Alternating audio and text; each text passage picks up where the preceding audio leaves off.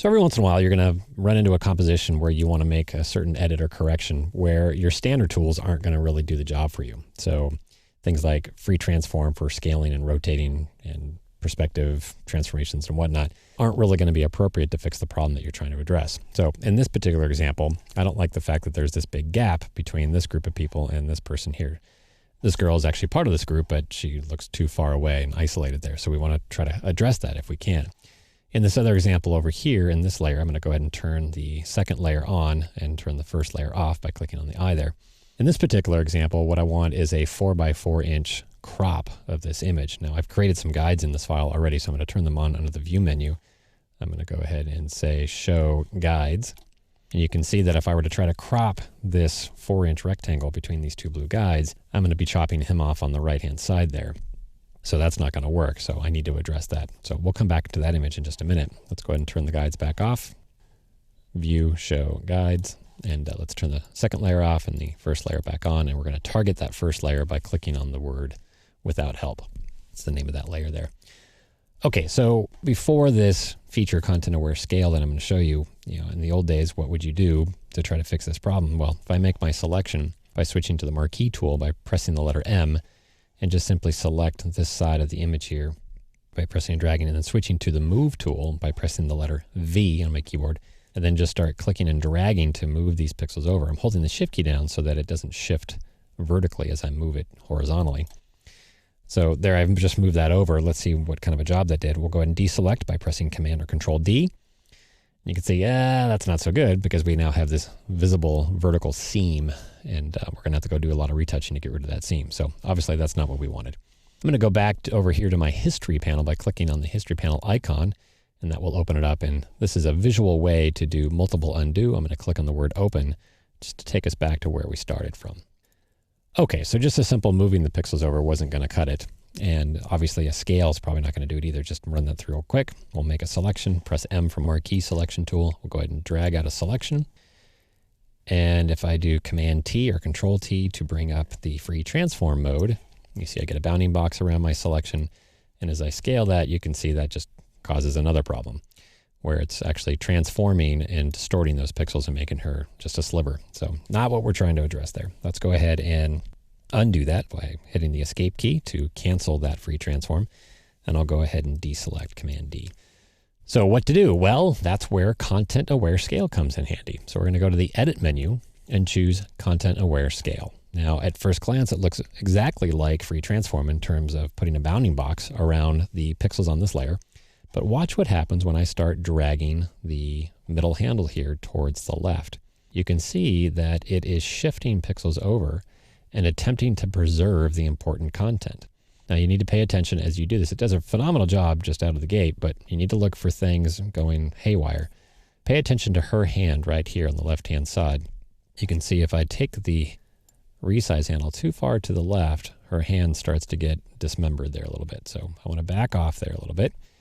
And it's okay to use content aware scale in multiple passes, right?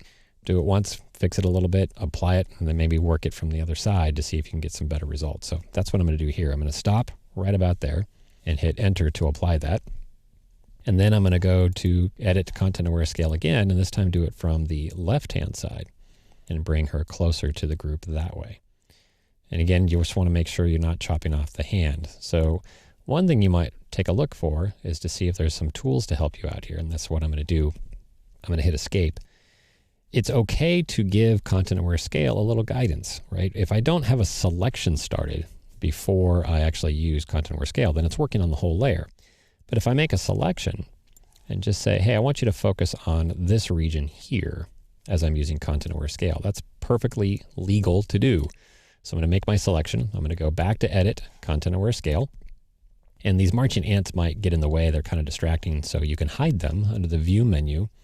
You can say show selection edges and turn that off. It's currently checked, so I'm going to turn that off. It's still selected, but we just don't get the distraction of those marching ants. And that's a Command H keyboard shortcut as well. Command H to toggle that on and off. And in that case, it actually hid the free transform bounding box or the content aware scale bounding box as well. All right, so before I do this, there's a little button up here in the top that says protect skin tones. And this is just some smart logic to help tell Photoshop that, hey, when you see what looks like a person identified by skin tones, try to do a better job of preserving that person's integrity there. So watch the hand here. I'm going to turn that option on, and I'm going to drag that to the right now, and you can see her hand isn't getting twisted off from her wrist there. So here it's doing a much better job by giving it a little bit of guidance just by clicking a single button. When I'm done, I'm going to press enter. And you can see I've done a much better job of fixing the composition of this portrait, of these people walking down the beach. They look like they're all part of the same group now. Just to kind of compare the before and after, we'll go back to our history panel. Here's what it looked like before by clicking on the word open. There's where we started. And here's by using 2 passes of content-aware scale and taking advantage of that protect skin tones button. So you get some pretty decent results with just a few clicks and drags. All right, let's move on to the second scenario. So let's turn off that top layer, or turn on the second layer, the with help layer, and click on that to select it.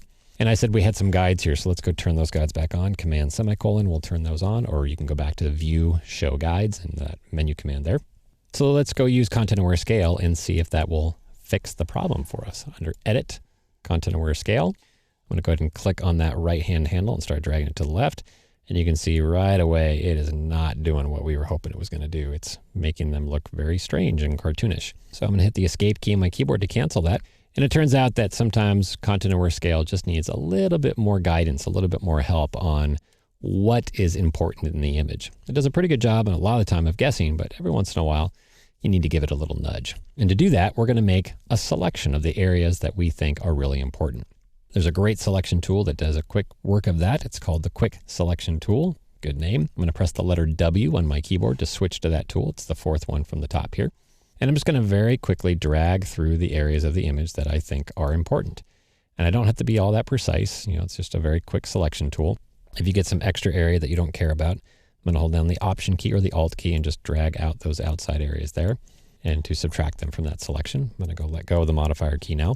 And let's click through her face and her shirt here. And it does a good job there. We'll add her hair.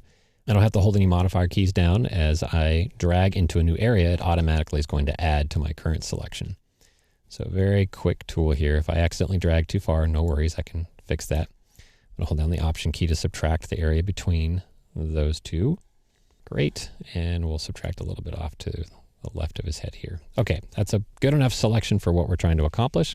The trick here is we need to save this selection so that we can call upon it during the content aware scale operation. So to do that, we'll go to the select menu, pull down to save selection, and we'll give it a name, and we'll call it scale for lack of a better name here.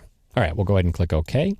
And we're going to use that selection elsewhere. So I'm going to go ahead and deselect it here and invoke the content aware scale command again on that layer. Now, before we start dragging the handle, as we saw before, it wasn't going to give us what we wanted.